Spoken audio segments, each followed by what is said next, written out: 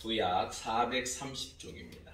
사무엘상 14장 36절에서 46절 함께 교독하시겠습니다. 구약 430쪽입니다. 제가 먼저 읽습니다. 사울이 이르되 우리가 밤에 블레셋 사람들을 추격하여 동틀 때까지 그들 중에서 탈취하고 한 사람도 남기지 말자. 우리가 이르되 왕의 생각에 좋은 대로 하소서 할 때에 제사장이 이르되 이리로 와서 하나님께로 나아가사이다 하매 사울이 하나님께 묻자오되 내가 블레셋 사람들을 추격하리이까 주께서 그들을 이스라엘의 손에 넘기시는 그날에 대답하지 아니하시는지라. 사울이 이르되 너희 군대의 지휘관들아 다 이리로 오라. 오늘 이 죄가 누구에게 있나 알아보자. 이스라엘을 구원하신 여호와께서 살아계심을 두고 맹세하노니 내 아들 요나단에게 있다 할지라도 반드시 죽으리라 하되 모든 백성 중 한 사람도 대답하지 아니하매 이에 그가 온 이스라엘에게 이르되 너희는 저쪽에 있으라. 나와 내 아들 요나단은 이쪽에 있으리라. 백성이 사울에게 말하되 왕의 생각에 좋은 대로 하소서 하니라. 이에 사울이 이스라엘 하나님 여호와께 아뢰되 원하건대 실상을 보이소서 하였더니 요나단과 사울이 뽑히고 백성은 멸한지라. 사울이 이르되 나와 내 아들 요나단 사이에 뽑으라 하였더니 요나단이 뽑히니라. 사울이 요나단에게 이르되 내가 행한 것을 내게 말하라. 요나단이 말하여 이르되 내가 다만 내 손에 가진 지팡이 끝으로 뿔을 조금 맛보았을 뿐이오나 내가 죽을 수밖에 없나이다. 사울이 이르되 요나단아 내가 반드시 죽으리라. 그렇지 않으면 하나님이 내게 벌을 내리시고 또 내리시기를 원하노라 하니 백성이 사울에게 말하되 이스라엘의 이 큰 구원을 이룬 요나단이 죽겠나이까 결단코 그렇지 아니하며 여호와께서 살아계심 두고 왕사오나니 그의 머리털 하나도 땅에 떨어지지 아니할 것은 그가 오늘 하나님과 동역하였습니다 하여 백성이 요나단을 구원하여 죽지 않게 하니라. 함께 읽겠습니다. 사울이 블레셋 사람들 추격하기를 그치고 올라가매 블레셋 사람들이 자기 곳으로 돌아가니라. 네, 이스라엘 백성들은 하나님의 은혜 가운데 대승을 거두었습니다. 그 하나님께서 간섭하시지 않으셨다면 어쩌면 그들은 다 죽을 수밖에 없는 상황에 내몰려 있는 상황이었습니다. 하지만 하나님께서는 이스라엘 백성들을 불쌍히 여기사 어쩌면 그 사울의 잘못, 허물들을 보지 아니하시고 이스라엘 백성들의 그 연약함 또한 부족함 그 왕으로 인하여 고통받는 그들의 모습을 더 하나님께서는 불쌍히 여기셨다라는 그것으로 말미암아 하나님께서 이스라엘 백성들을 블레셋을 물리칠 수 있는 놀라운 하나님의 은혜를 허락하셨습니다. 그런 상황에서 뜻하지 아니하게 여러 가지 일들이 또한 벌어집니다. 그 가운데 오늘 36절에 있는 내용들을 보면요. 우리 36절 한번 보세요. 사울이 이르되 우리가 밤에 블레셋 사람들을 추격하여 동틀 때까지 그들 중에서 탈취하고 한 사람도 남기지 말자. 우리가 이르되 왕의 생각에 좋은 대로 하소서 할 때 제사장이 이르되 이리로 와서 하나님께 나아가사이다. 이렇게 말하고 있습니다.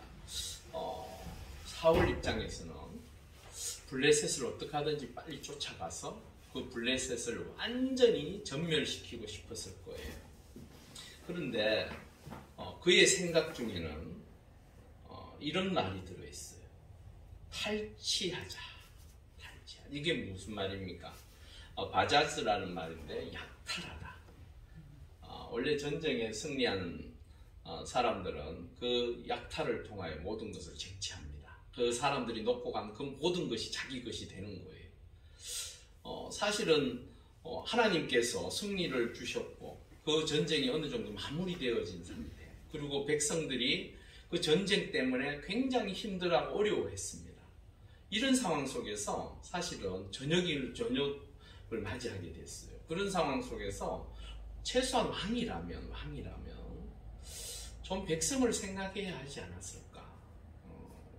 이 사울의 생각 속에는 그들이 놓고 간 그것들이 눈에 아른거리는 거예요. 그것이 더 아쉬워 보이는 거예요. 백성이 지쳐서 범죄할 수밖에 없었던 그 상황은 머릿속에서 벌써 싹 지워져 버리고 단지 내 눈앞에 보이는 이익만을 지금 쳐다보고 있는 거예요. 지도자가 백성을 생각하지 아니하고 다른 것을 생각한다면 그 지도자는 이미 그 정권은 상실되어진 거예요. 사실 이 사울의 모습이요, 어쩌면 하나님으로부터 버림받을 수밖에 없는 상황으로 자꾸 내몰려 가요. 이미 하나님께서 버리셨다고 말씀하셨지 아직 완전하게 이야기하지는 않으셨어요. 그 15장 16장 넘어가면 거기에서 말씀을 하시는데, 사무엘을 통하여 하나님께서 이제 완전히 분노하셔서 떠나버리시는데, 그 전까지는 아직도 하나님은 미련이 있으신 거예요. 여전히 그 백성들을 생각할 때에 다음 지도자가 세워지기까지는 이 사울이 있어야 되잖아요. 그런 상황에서 하나님께서는 그를 어떻게 하든지 그래도 마지막까지 기다리고 계심에도 불구하고 사울의 마음은 하나님을 떠나면서 벌써 이미 백성을 위하고 백성을 생각하는 그 마음조차도 이미 떠나버렸어요. 이런 것들을 보면서 우리 현실 세계에 우리 지금 대하여지는 그 모든 지도자들을 보면서 참 안타까워요. 우리도 좀 좋은 지도자, 뭐 대통령이야 모든 뭐 정치하는 지도자들이 정말로 백성을 생각하고 그 백성만을 위해서 정치하면 얼마나 좋을까. 또한 교회들에서도 목사로부터 시작해서 교회의 중직을 맡고 있는 분들이 하나님의 백성들을 생각하고 그 백성들을 위하여 기도하고 헌신하는 것 얼마나 귀한 것입니다. 한국교회가 너무 물질 만능주의에 빠져서 끝내는 타락하고 끝내는 무너진다는 얘기들을 참 많이 합니다. 그래서 제2의 종교개혁이 일어나야 한다라고 이야기하고 있습니다. 그래 되면 너무 힘들어지지 않을까요? 안 그래도 지금 교회가 당면한 문제들이 너무 심각해요. 교회들이 너무 힘들어해요. 성도들이 교회를 위해서 눈물 흘려 기도한 세월이 얼마입니까? 한국교회를 하나님께서 부흥케 하시고 세워놓으셨는데 지금의 저로부터 시작해서 모든 주의 종들이 바로 서지 못함으로 인하여 교회들이 힘들어지고, 어쩌면 이 사울의 이러한 시대 때에 있었던 모든 사건들이 역사는요 계속 반복되어져요. 근데 그 역사의 교훈을 찾지 못하면 말씀을 통하여 우리가 구약을 보는 이유가 있습니다. 하나님의 백성들이 하나님의 말씀대로 바르게 사느냐 살지 않느냐, 그 결과를 통하여 그들이 복을 받느냐 고통과 아픔과 슬픔과 괴로움을 당하느냐, 그 모습이 끊임없이 반복되어져요. 그 사건들을 통해 우리가 어떻게 재조명하고 우리가 이 땅에서 어떻게 하나님의 백성으로 다시 한번 거듭날 것인가, 하나님의 뜻이 어디에 있는지 우리가 생각해 보아야 합니다. 뭔지 모르게 약간씩 비껴가던 이 사울의 생각이 끝내는 백성조차도 자신의 근간인 그 백성조차도 귀 기울이지 아니하고 그 백성들이 하나님 앞에 범죄하기까지 그 아픈 마음을 가지지 아니하고 그것에 전혀 관심 없는 듯한, 어쩌면요 백성들 입장에서는 이 왕과 같이 또 생각할 수도 있죠. 얼마나 아깝겠습니까? 13만 5천이 도망을 가고 있는데 거기에 내버려 두고 지금 가는 게 얼마나 많습니까? 그걸 쫓아가서 빼앗고자 하는 마음이야 당연히 있겠죠. 하지만 하나님은 거기에 관심 있으신 게 아니에요.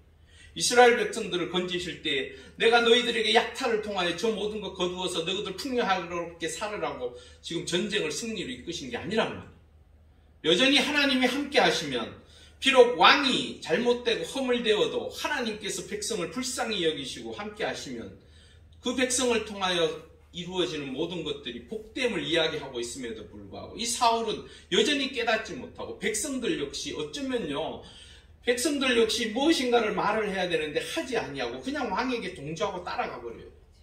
그때에 누가 나서서 멈추게 했냐면 바로 제사장이었습니다. 이 아히야라는 제사장.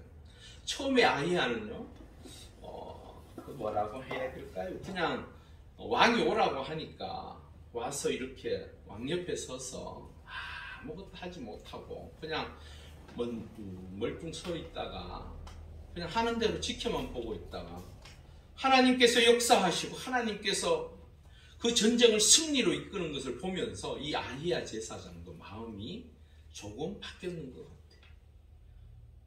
그 사울의 그 모습을 보면서 뭐라고 이야기를 합니까? 제사장이 이르되 이리로 와서 하나님께로 나아가사이다. 하나님한테 먼저 묻고 이것을 진행하자라고 이야기를 하고 있습니다. 여러분, 세상 속에서 하나님의 백성들은 잘못된 것에 대해서 침묵해야 합니까? 어떻게 생각하십니까? 네, 저는요, 침묵하는 사람도 있을 것이고 또한 그 세상의 부조리에 대해서 말하는 사람도 있을 거예요. 그것은 본인의 신앙의 믿음의 분량과 또한 믿음의 방향대로 결정해서 하시면 돼요. 중요한 것은 세상을 향하여 잘못된 것을 잘못됐다고 이야기할 때에 대안 없이 단지 분노해서 정말로 내가 생각할 때에 내 속에서 끌어오는 그러한 화남 때문에 말하여진다면 그건 그리스도인이 아니라고 저는 생각해요. 때로는 분노할 때가 있어야 합니다. 때로는 잘못됐다라고 이야기해야 합니다. 지금 푸틴이 있는 저 러시아의 정교회는 지금 입을 꼭 다물고 있어요. 푸틴이 그렇게 잘못하고 백성들이요 못 살겠다고 다 도망가고 지금 그 청년들이 한국으로 요트 타고 도망갔다지요. 벌써 도망갔는데 한국에서 2명만 받아주고 20명 돌려보냈다 그러더라고요. 왜요? 그 20명은 2명은 한국에 온 적이 있대요. 온 적이 있는데 이 20명은 우리가 모른다는 거예요. 우리하고 전혀 상관없는다. 너희들 나가라. 살고자 그렇게 도망치는 거예요. 근데요, 그 젊은이들도 문제가 있어요. 우크라이나 전쟁을 통해서 그들은요, 푸틴을 지지하고 푸틴을 용인했다가 정작 자신에게 불똥이 떨어지니까 36개 도망치는 거예요. 나라를 버리고. 그것도 잘못된 것이죠. 그런데 중요한 것은 이 정교회가 입을 꼭 다물고 있어요. 지금까지. 정교회는 사실은 이단이 아닙니다. 같은 우리 기독교 내에 큰 테두리 안에 들어있습니다. 구세군하고 이런 정교회들이. 그런데 그 정교회가 우크라이나는 기독교 국가입니다. 그럼에도 불구하고 정교회가 입을 꼭 다물고 있어요. 지금. 정교회도 그 수장이 있거든요. 아무 소리 안 하고 그냥 가만히 있어요. 그러니까 푸틴이 모르겠어요. 뭐 종교 지도자가 눈에 들어오겠습니까? 절대 권력을 가지고 있는 푸틴이. 하지만 최소한 하나님을 섬기고 하나님의 백성이라면 기도하고 정말로 백성들에게 무엇이 옳은 것인지 최소한의 말은 있어야 된다고 저는 생각해요. 그게 바로 하나님 믿는 하나님의 백성들의 모습입니다.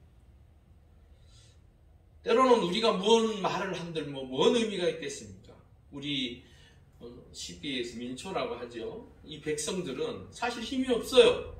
우리가 아무리 떠들어댄들 대통령이나 야당 지도자들 눈 하나 깜짝합니까? 우리가 해야 할 것은 기도입니다. 저들을 불쌍히 여기고 하나님의 은혜 가운데 저들을 위하여 기도할 때에 하나님의 역사가 우리를 통하여 이루어져 갈 줄 믿습니다. 37절에 그리고 난 다음에 37절에 사울이 하나님께 묻자오되 내가 블레셋 사람을 추격하리이까 주께서 그들을 이스라엘의 손에 넘기시겠나이까 하되 그날에 대답하지 아니하시는지. 하나님께서 입을 꼭 다물고 계세요. 응답 없는 공허한 메아리에 지나지 않습니다. 지금 때로는 하나님께서 침묵하시더라는 거예요. 야곱 아시죠? 야곱. 요셉이 죽었다라는 얘기를, 짐승에 잡혀가서 죽었다는 얘기를 듣고 이 야곱이 얼마나 상실감이 들었겠습니까? 자신이 가장 사랑하고 아끼던 그 아들 요셉을 잃어버렸다는 그 실망감은 이루 말할 수 없었을 거예요. 그 가운데에 그 요셉을 왜 이렇게까지 하나님께서 그 아이를 내모셨을까 하는 생각이 들었을까요? 안 들었을까요? 들었겠죠. 당연히 들었겠죠. 그러면 야곱은 하나님 앞에 물었을까요? 묻지 않았을까요? 물었을 거예요. 근데도요, 그 성경에 보면 하나님께서 응답하신 내용이 없습니다. 그 한 15년 가까이 전혀 소식이 들리지 않았어요, 사실은. 야곱의 삶의 자리에서 어쩌면 그 요셉에 대한 하나님께서 죽었다 살았다라는 어떠한 표현도 하시지 아니하시는 그 침묵하시는 하나님 앞에서 야곱은 참으로 고통스러웠을 것입니다. 침묵이라는 것이 때로는 우리에게 도움이 되고 때로는 침묵함으로 인하여 새로운 것을 볼 수도 있지만 침묵은 결코 들어야 하는 사람 입장에서는 너무너무 고통스러워요. 그렇다면 그런 고통 속에서 어떻게 해야 할까요? 왜냐 그러면 우리가 희망을 가지고 꿈을 가지고 하나님 앞에 끊임없이 기도한단 말이에요. 그럼에도 불구하고 하나님께서 나에게 응답하지 아니하는 그 이야기에 대해서, 그 침묵에 대해서 우리는 어떻게 해야 할까? 여러 가지 방법이 있겠지만 나 스스로를 돌아보는 귀한 시간이 되어져야 합니다. 사실 그것이 우리에게 있어서 침묵을 통해서 하나님께서는 때로는 하나님의 백성들이 고난 가운데서 인내하게 하시고 그 인내를 통하여 다시 한번 믿음의 성숙이 이루어지고 믿음을 통하여 성장케 하시기도 하시지만 때로는 회개해야 될 영혼이 하나님 앞에 단지 부르짖는다고 해서 그것이 하나님께서 꼭 들어주시는 건 아니라는 걸 우리는 성경을 통하여 너무너무 잘 알고 있습니다. 그러한 모든 상황들을 돌아볼 때 가장 먼저 해야 될 것은 침묵하시는 그 하나님 앞에서 먼저 나를 돌아볼 수 있어요. 그게 가장 중요한 문제예요. 이스라엘 백성들에게 그들의 모습 속에서 하나님께서 침묵하실 때가 참 많으셨는데 그 침묵한 이유 중에 이사야 1장 15절에 보니까 너희가 손을 펼 때 우리 함께 읽어보겠습니다. 시작. 너희가 손을 펼 때 내가 내 눈을 너희에게 삼가리고 너희가 많이 기도할지라도 내가 듣지 아니하리니 이는 너희의 손에 피가 가득함이라. 이게 무슨 말입니까? 이스라엘 백성들이 끊임없이 하나님 앞에 제사 지내고 하나님의 뜻을 찾는다고 기도하고 하나님 앞에 부르짖고 간구하면서 매달렸지만 하나님께서는 그들의 기도를 듣지 아니하시는 근본적인 이유를 어디에서 찾으시냐면 너희들의 삶이 왜 그러냐는 거예요. 왜냐하면 이스라엘 백성들이 사실은 이스라엘 백성들 내에서 가난하고 불쌍한 자들이 어느 민족이든 누구에게나 다 있어요.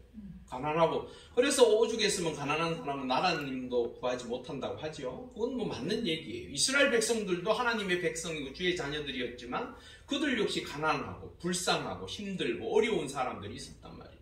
그러면 그들을 향해서 하나님의 백성들이 어떻게 해야 되는지는 레위기서부터 시작해서 쭉 신명기를 통해 하나님의 백성이 어떻게 그들을 보살피고 그들과 함께 해야 하는지를 기록하고 있어요. 그런데 이스라엘 백성들도 삶의 자리에서 끊임없이 하나님의 말씀을 쫓아서 하나님의 말씀대로 살려고 할까요? 안 할까요? 그러지 않은 경우가 더 많았어요, 사실은. 그러니까 끊임없이 고난 가운데서 다시 한번 부르짖고 회개함으로 돌아서고 하는 게 반복되어져요. 그런데 중요한 것은 그들이 어느 정도 풍요로움을 누릴 때는 그 죄악을 깨닫기 위한 회개를 하지 않더라고요. 자신들의 풍요가 하나님께서 복 주셔서 이루어진 줄 착각하고 살더라고요. 아합 왕 때요, 이스라엘 백성들이 솔로몬 왕의 버금갈 만큼 잘 살았어요. 아합 왕 때. 참 아이러니하죠. 아합 왕 때에 사실은 하나님께서 그 아합 왕을 얼마나 악한 왕이라고 지적하고 그 왕으로 말미암아 3년 6개월 동안 비가 내리지 아니하고 그 고통을 당했음에도 불구하고 그 당시에 물질적인 풍요는요 솔로몬 왕 시대 때와 버금갈 만큼 부유했어요. 그리고 국방도 튼튼했어요. 왜 하나님은 그렇게 내버려 두셨을까? 그렇죠. 그들의 삶의 자리에서 물질을 통하여 하나님께서 복 주시기도 하지만 정말로 하나님의 백성들이 무엇을 바라보고 살 것인지 그것을 위해서 깨달으라고. 이스라엘 백성들이요, 하나님은 자기들의 편이고 하나님은 우리를 용서하시고 늘 우리와 함께 하신다라는 확신은 있어요. 그런데 중요한 것은 하나님을 향한 신실한, 성실하고 믿음의 사람의 모습은 없어요. 그럴 때 하나님께서는 침묵하십니다. 그럴 때 하나님은 그들에게 말씀하시지 않으세요. 사실은 사울이 이걸 깨달았어야 되는데 사울은 거기에 관심이 없었습니다. 이미 그의 마음에 하나님과 동떨어진 삶을 살기에, 그러고 난 다음에 응답되어지지 않으니까 그 핑계를 찾아야 되는 거예요. 38절 우리 한번 보세요. 사울이 이르되 너희 군대의 지휘관들아 다 이리로 오라. 오늘 이 죄가 누구에게 있나 알아보자. 이거 몰라라고 제가 볼 때는 이 사울은 확신했던 것 같아요. 32절 33절 우리 한번 보겠습니다. 바로 나오죠. 백성이 이에 탈취한 물건에 달려가서 양과 소와 송아지를 끌어다가 그것을 땅에서 잡아 핏째 먹었더니 무리가 사울에게 전하여 이르되 보소서 백성이 고기를 핏째 먹어 여호와께 범죄하였나이다. 사울은 하나님으로부터 응답되어지는 것이 자신의 문제가 아니라, 자신 때문이 아니라 백성들 때문이라고 생각을 했어요. 참 답답하죠. 네. 누구를 핑계댄 이유가 어디에 있겠습니까? 나를 돌아본다면 하나님의 뜻이 어디에 있는지 내가 엎드리면 되는데 백성들을 탓하고 백성들에게 모든 것을 돌리려고. 이 원인이 어디에서 시작됐습니까?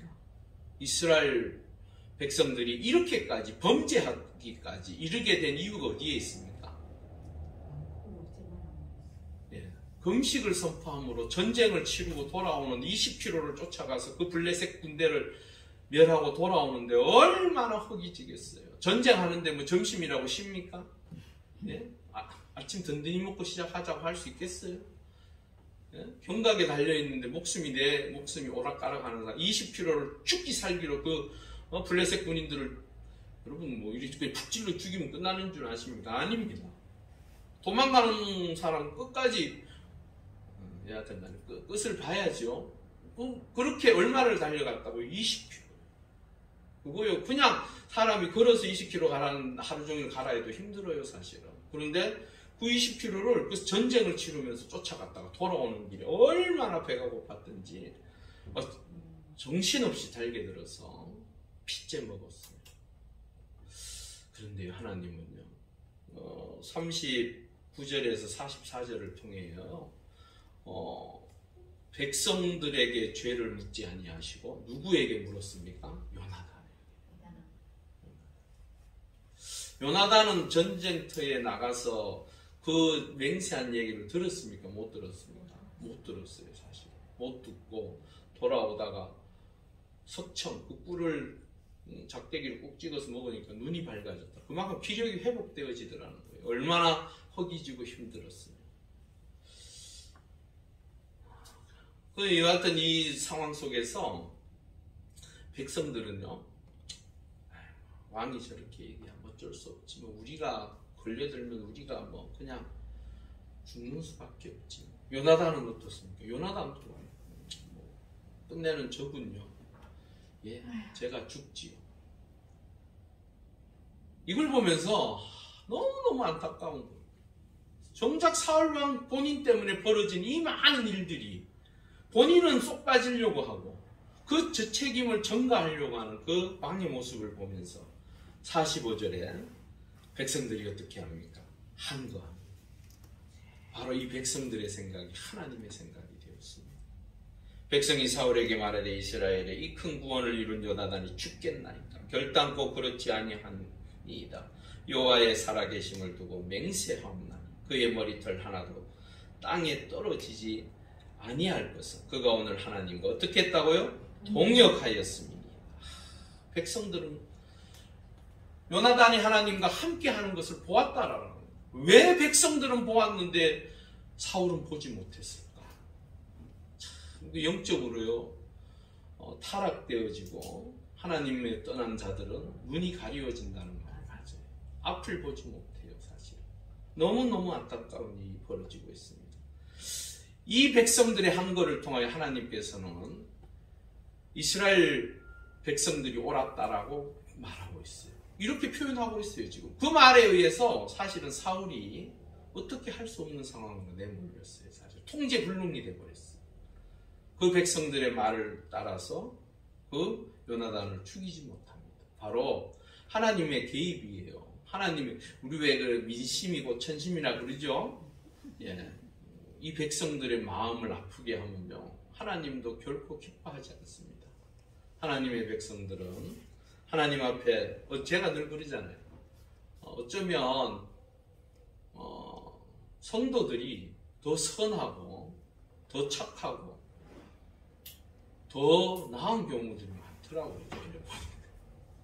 목회자들보다 더 나은 것 같아요. 어떤 때는 믿음이 더 좋은 것 같아요. 예. 오늘 말씀을 다시 한번 정리하면서 시편 91편 7절에 천명이 내 왼쪽에서 만명이 내 오른쪽에서 엎드러지나 이 재앙이 내게 가까이 하지 못하리로다. 즉 하나님의 말씀 안에 선 자, 하나님과 함께 하는 자, 여기 오늘 표현은 하나님과 동역하는 자, 그 모든 이들은 하나님께서 지키신 자라. 우리의 삶의 자리에서 오늘 말씀을 통하여 다시 한번 알아야 할 것은 하나님의 뜻이 어디에 있는지, 정말로 내가 어떻게 하는 것이 하나님을 기쁘시게 해드리는 것인지, 또한 하나님과 날마다 동행함으로 우리의 삶이 주 안에서 더욱더 복되고 귀한 삶이 될 수 있기를 주의 이름으로 축원합니다.